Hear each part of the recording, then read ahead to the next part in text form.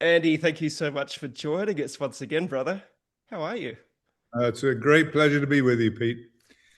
How is the celebrity chef? How is Australia? It's beautiful. That's all I can say. There seems to be a lot of turmoil over here in the political landscape, and it seems that a lot more people are starting to question things, Yeah. which can only be a good thing. The world has changed dramatically since we last spoke. I mean, COVID has, come like the plague, like the Black Death across the land, and no one trusts anyone anymore in government. And that's right. They shouldn't. They made a terrible mistake. Anyway, you're still here, and I'm still here, and that's a blessing. Yeah, it's really interesting. I was on an interview recently with and I sent you a message about it with a very popular TV personality who is a news reporter and hosts Australia's, I guess, number one morning news show. And he was pretty adamant throughout the whole COVID thing that he was doing the right thing and pushing the message. And here at Australia, him and other celebrities and news people were on a TV commercial encouraging people to take the shot.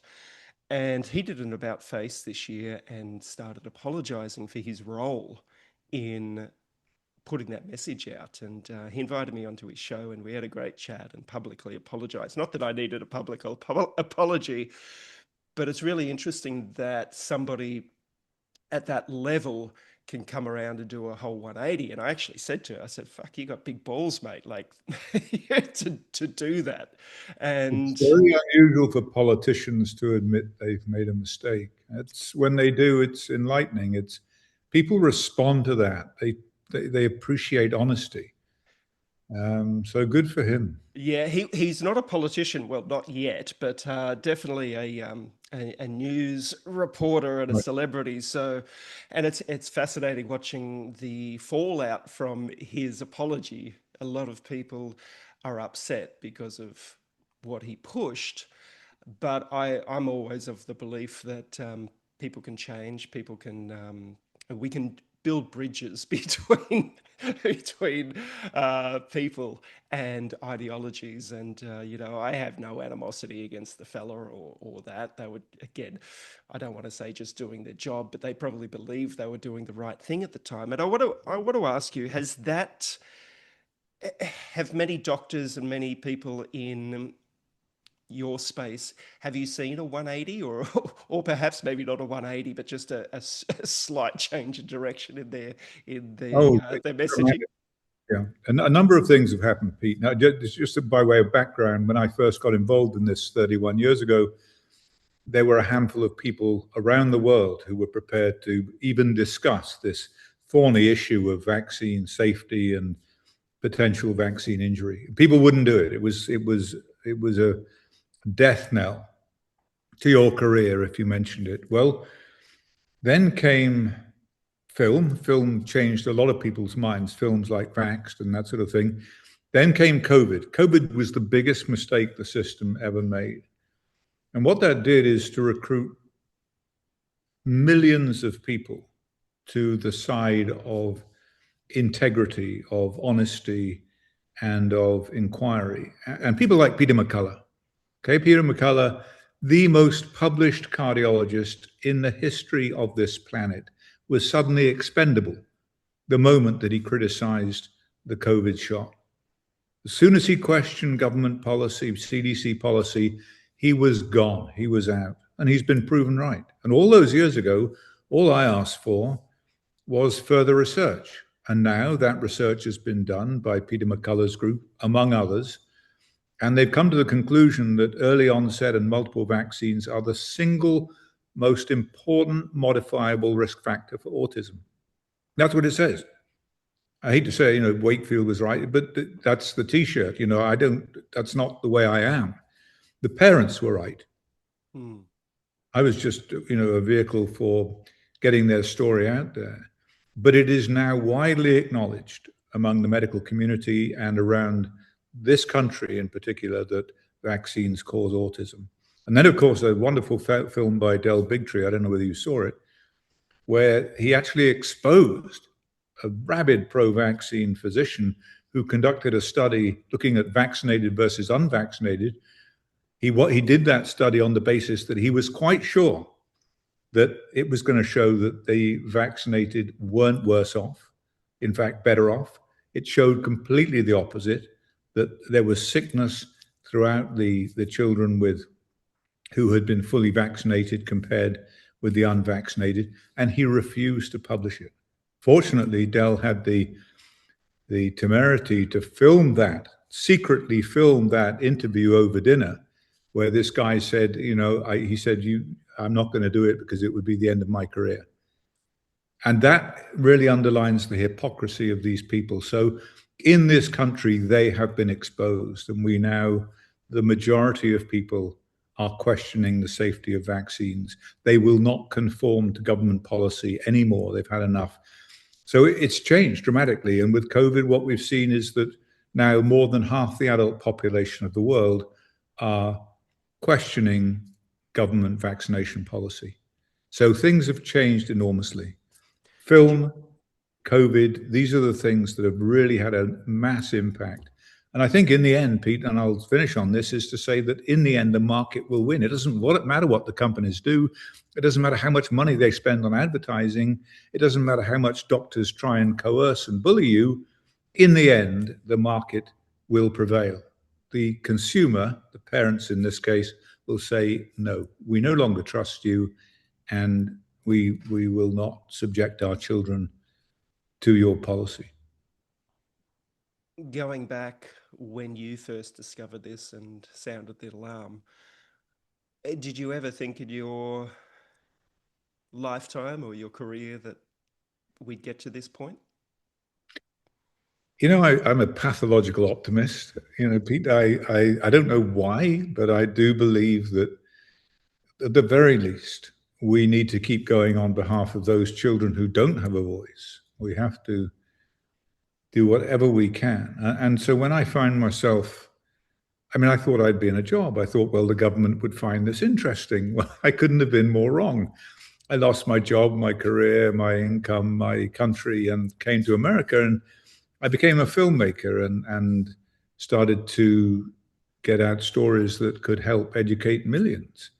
And I suddenly, it became a new lease of life for me, telling these stories. It was very exciting. And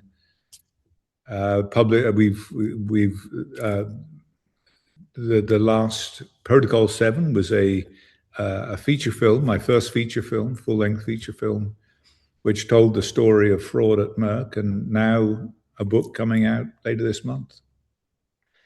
Which we're going to talk about in a minute. And I want to get back to, um, you said the market will decide, which I like that terminology because it puts the responsibility and accountability back in individuals and families' hands. Do you think we're at that point now where individuals and families will not be so easily coerced or bullied if they have a massive marketing campaign, say the pharmaceutical companies or the government, to counteract the declining vaccination rates around the world, if that is true, if there is a decline at the moment, and you'll be able to talk into that, no doubt. There is a decline, and it's gathering pace.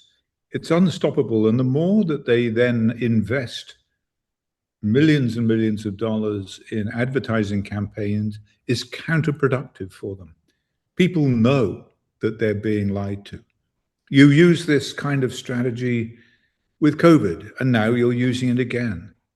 Do you think we're stupid? And this is the trouble, is that they do. The politicians and the companies think the mass of the American public, indeed the world's public, are stupid. No, they're not. They're not at all. And they will ultimately make the right decision. Certainly, there are going to be those people who continue to vaccinate because they believe and will go to their graves believing it is the right thing to do. And that's okay. if that's their choice. And that's the important thing about all of this. There should be choice. But there has been such a dishonesty that's been applied to this over the years, the lack of informed consent, the lack of information for parents on the risks and benefits of vaccines, with the stress upon the benefits only, or the apparent benefits.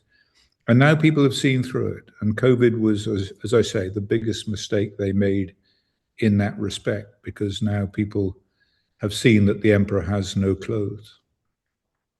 Speaking about the emperor, and before we get to your book, last time we spoke, you mentioned the meeting that you had with Donald Trump many years ago, and now we have Bobby in as the Director of Health and Human Services.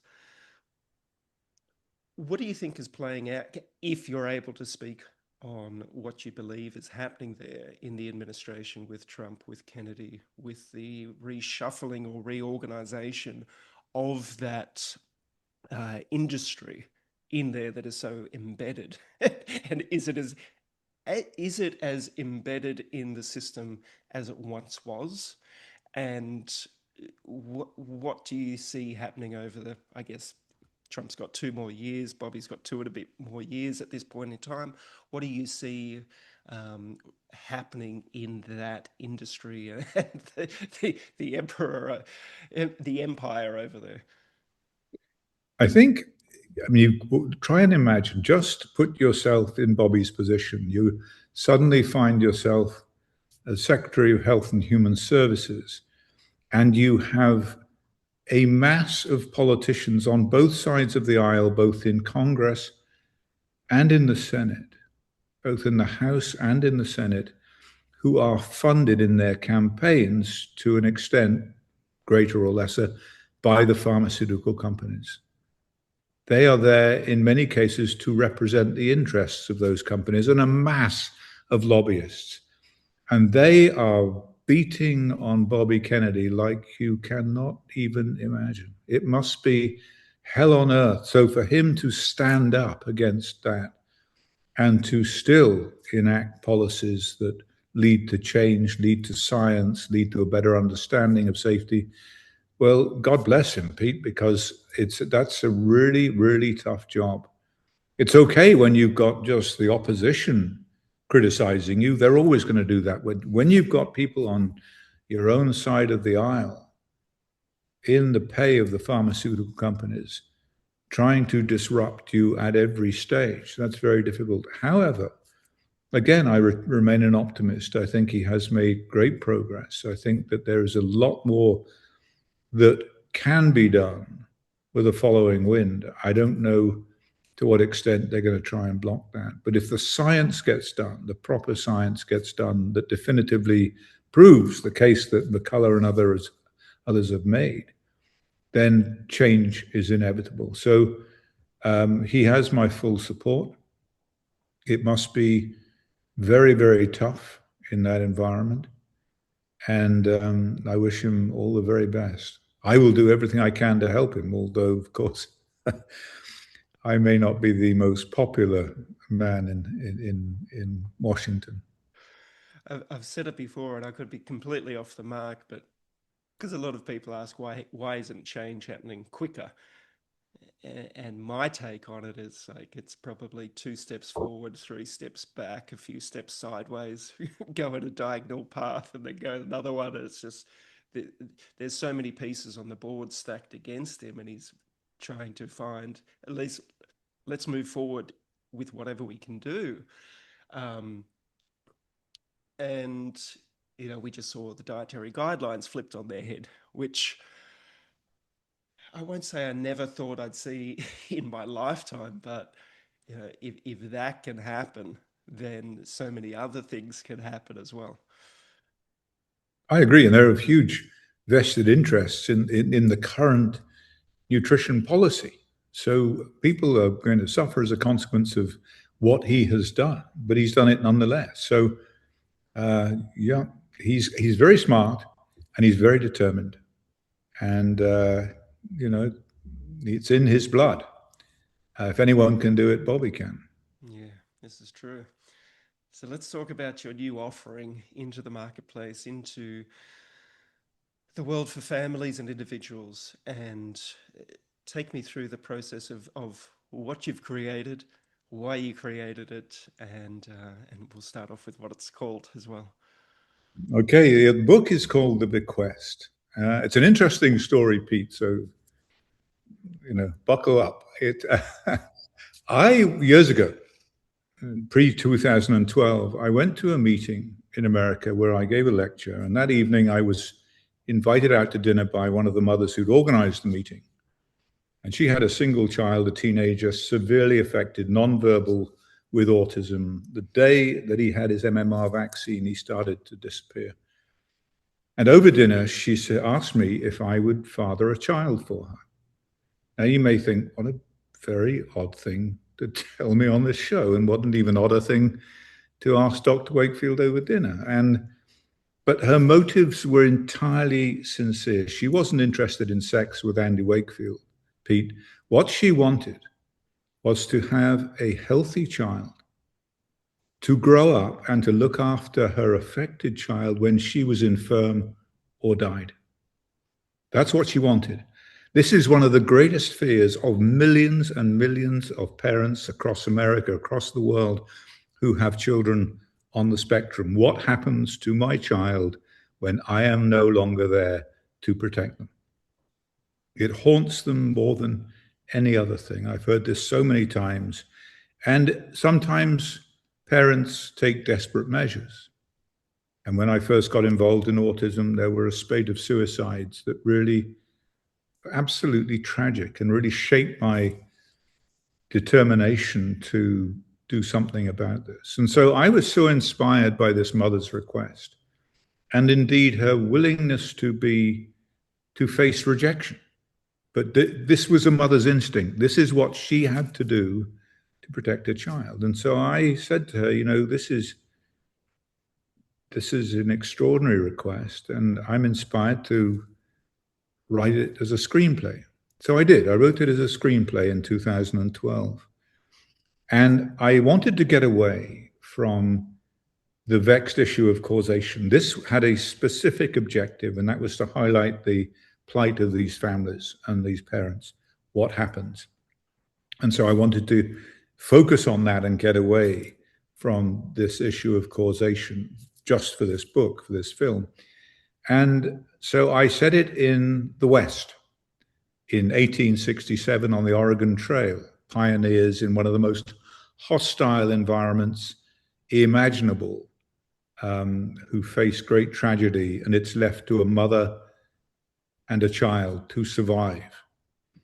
And so I wrote the movie, and you put these things on the shelf and you forget about them for many years until the time feels right. And that's what I did. And then I got it off the shelf and blew the dust off and thought, now's the time to make this film. But of course, Hollywood is in a disastrous state. There's no money, they're making nonsense, they're eating themselves alive.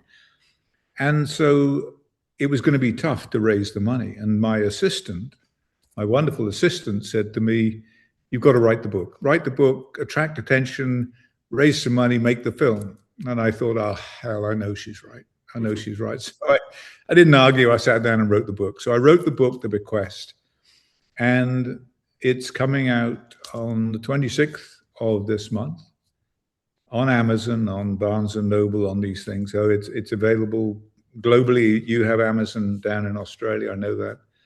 So yeah, and it really highlights this issue that's never been really addressed before, of the parent's dilemma about what to do for my child. And Pete, I think you'll enjoy it. It's a rollicking good read, as they say, and my hope is that someone will look at it and go, oh, yes, this will make a great movie. I've got to get behind this, and off we go. We have a filmmaker in this country called Taylor Sheridan. I don't know whether you've seen him. Yep. Landman, 1883. Love it. Love it. Right. He would be perfect because he loves a female hero or heroine. He loves a heroine. He loves to tell the story through the eyes of that heroine, and he does a good He does a good fight. He does a good punch up. He does a good shootout. He tells a good story. He makes a good Western. And so he's the kind of guy I would love to have brought on, attracted to help make this film.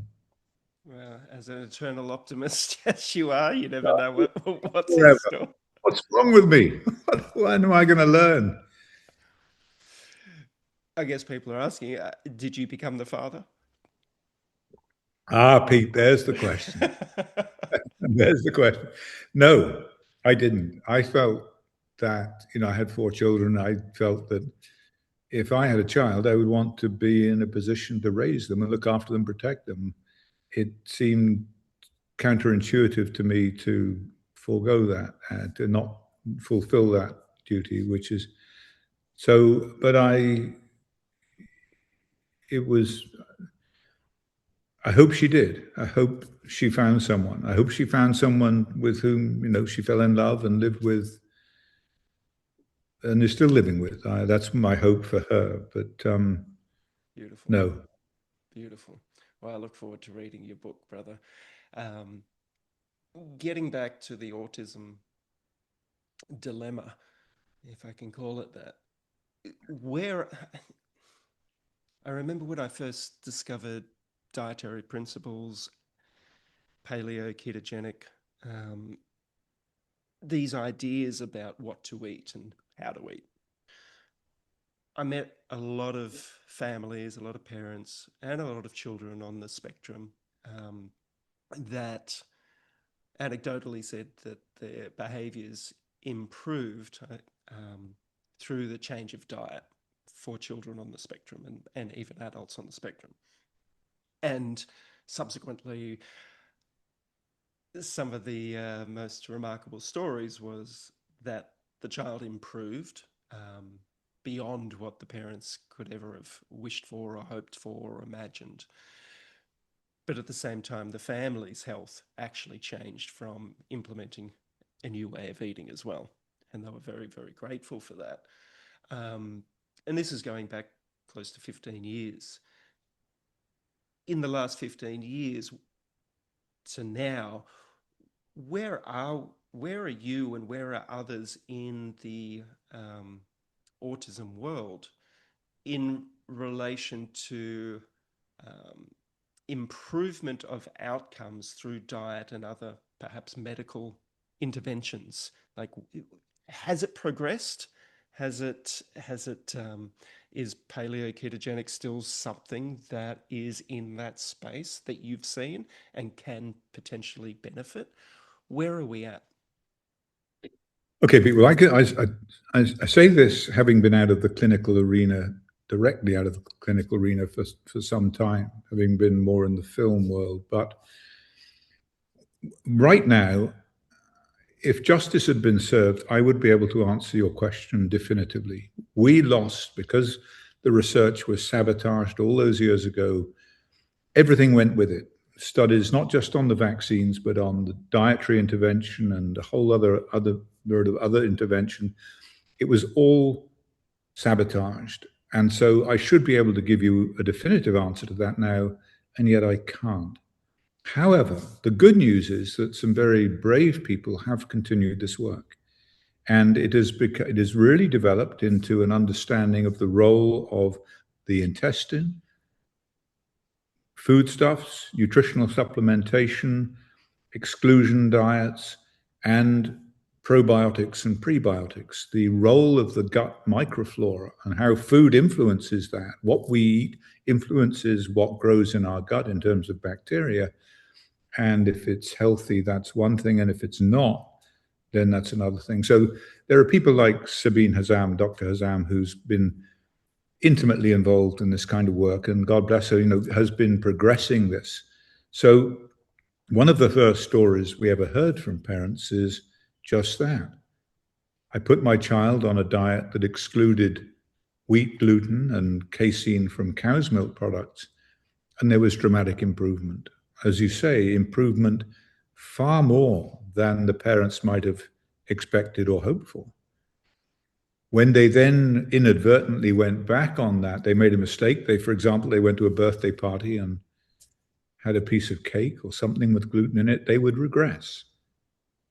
And then they would take a few weeks to recover to get back where they were once the diet had been reinstituted. And so this challenge, re-challenge, it was very, very strong evidence that the diet was an important factor. And yet, the experts, God save us from experts, the experts in child psychiatry and psychology said, oh, no, no, no, there's no bowel problem in children with autism. That's just part of autism.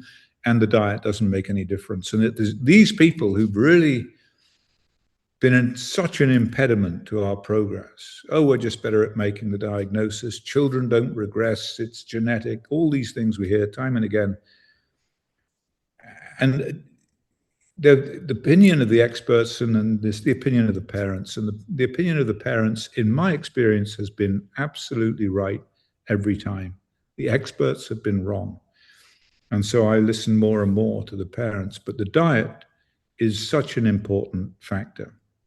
And although it should have been explored a great deal more by now, both in terms of proper trials of ketogenic diet and other exclusion diets, certainly it was a major factor in our handling, our treatment of these children all those years ago, and still is today. Do you think the medical industry will I don't know how to say this, will adapt or evolve or come to their senses? And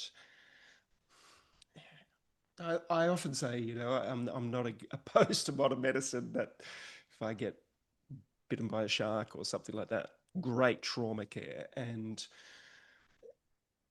where do you see medicine going over the coming decades, with COVID being the sort of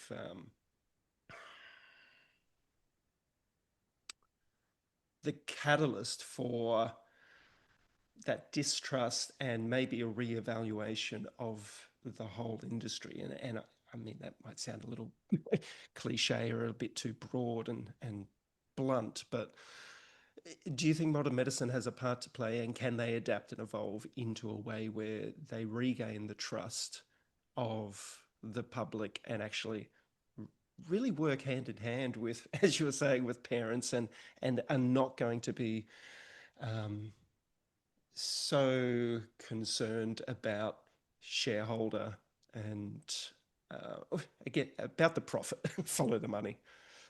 Yeah, I think, firstly, let me say, I think there are a lot of very good doctors out there, very well motivated. I think there are far fewer than there were, certainly when my parents studied medicine or when I studied medicine. I think that one of the big problems has been the commercial influence of the insurance industry, particularly in this country, where they have come to control medical practice. There is no freedom in the process of medical practice anymore. It is run by big insurance companies who, through protocols, will dictate whether a patient gets this or that, and the doctor just becomes someone who either signs the prescription or doesn't. And I don't know a single happy doctor in this country who is working within that system. Those who've moved out and operate privately enjoy what they do. They love what they do. They do what they do because the system was crushing their souls. Now people within the system are miserable. The same with the health service in the United Kingdom. So it's not just a function of an insurance-driven system, it's a government, an underfunded British government system that has led to terrible disappointment and just heartbreak amongst the practicing physicians. I just don't know anyone who is enjoying their job anymore. So it has to change. It has to change. There's something very, very wrong. I've become more and more an advocate of doing things right, eating right, exercising right, preserving health rather than then having to deal with illness. And there are many people practicing in that sort of format in this country, right the way from chiropractors to cooks, to chefs who are you know, concerned more with keeping people healthy. Because the medical system is broken. I think it can change. It will change. It will have to change because it can't continue the way it is. But it is, yeah, it's a sorry pass that we've come to. What's the catalyst for that, do you think, for that change to happen in such a huge industry? I suppose again, you could argue that the consumer will decide, but in this case, the consumer is overwhelmed, probably usually with their own illness, and therefore not able to deal with the system. I think it has to come from government. It has to come from the government. I'm not an expert on healthcare policy, right the way from Obamacare through to the current situation. I don't know the details of that. It was not something that ever influenced me or my practice. I grew up in a particular system in the United Kingdom when medicine was still fun to practice, still a joy to practice, where physicians still had a choice of how to approach their patients, how to treat them, what was right and what was wrong without government or financial interference. So, what will bring about change? I don't know. It has really to come from people like Bobby Kennedy at the top of the pyramid. The problem with politics is, of course, in 2 years he may not be there any longer, Mm. and every policy that he enacted may then be reversed. So it's a very clumsy, it's a very cumbersome system of government, and it doesn't act in the patient's best interests in the context of health. Yeah. I get emails and messages every week of somebody reaching out to me whose partner or father or son has been diagnosed with some form of cancer. I mean, this has been going on for quite some time, and for some reason, they reach out to me. And it could just be a message on Instagram or an email to my inbox. And they're looking for advice and what should they do? Do you get that yourself? And if you're open to say, what would your advice be to people that, I mean, it's a big question to be asked. I'm not a medical professional, you know, like yourself, but it just happens over and over and over for me. And I'm I don't want to say I'm at a loss, but I'm also not sure what to say to these people. Yes, it is a real dilemma. I'm not in a position to answer those questions because I'm no longer in clinical practice. I haven't been in clinical practice for 10 years or more. And there are better people to answer those questions. So, what I do, Pete, is to refer them on to the experts that I've met and accumulated over the years who can offer those answers, be they Peter McCullough or Sabine Azam or people like this. So the world has moved on, and there are better people to answer those questions. And that's not just passing the buck. It's the honest approach. There are better people, and I have not been in the field and am not current with what is best practice, even in the context of new and innovative treatments in autism. But it does. I had one from Australia just the other day, asking me a question on the science behind it all. And the one thing I can do, and this is one of the very complex. Parents say to me, "Should I vaccinate my child or not?" Well, that's my job is not to answer that question. My job is to. There are two things. One is I can say, in all honesty, I'm not going to tell you what to do. That's not my place. But I can tell you that if I had a new child today, would I vaccinate them? No, I wouldn't. That's my honest opinion. I'm not suggesting that that's what you should do, but that's where I've come to after all of this research. And the other thing is that my job now is to take a whole lot of very, very complex information concerning vaccines and autism risk and condense them into a film or a documentary that does the heavy lifting, that tells the story with integrity and gives you information that allows you to make informed consent.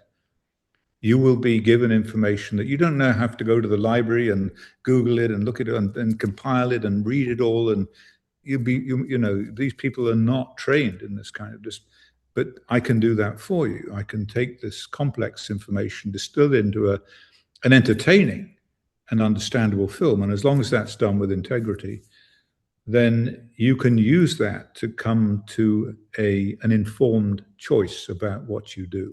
That, as I see it, is my job. Beautiful.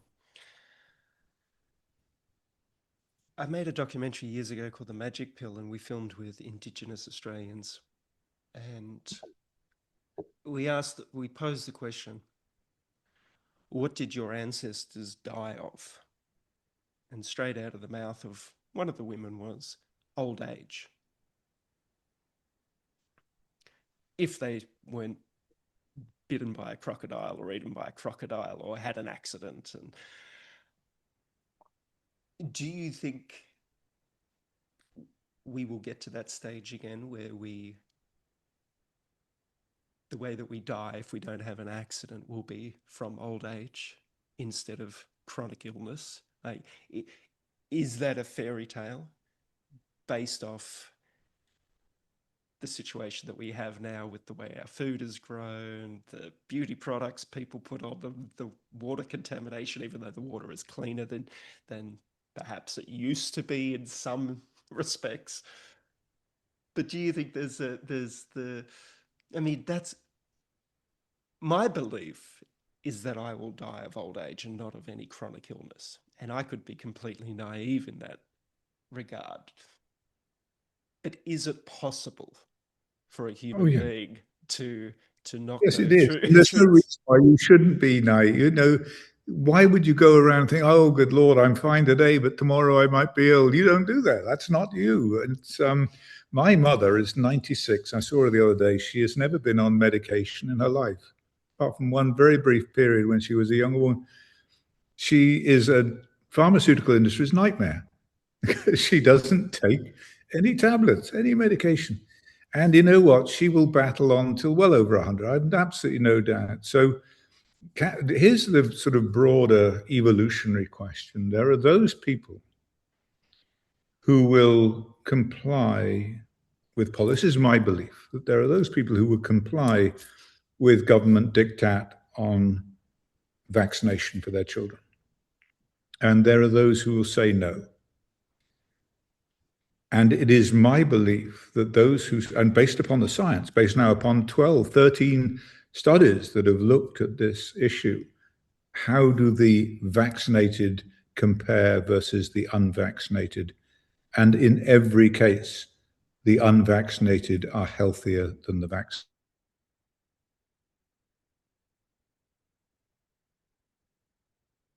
Be it neurodevelopmental disorders or arthritis, maybe. So there are those who will suffer and there are those who will survive.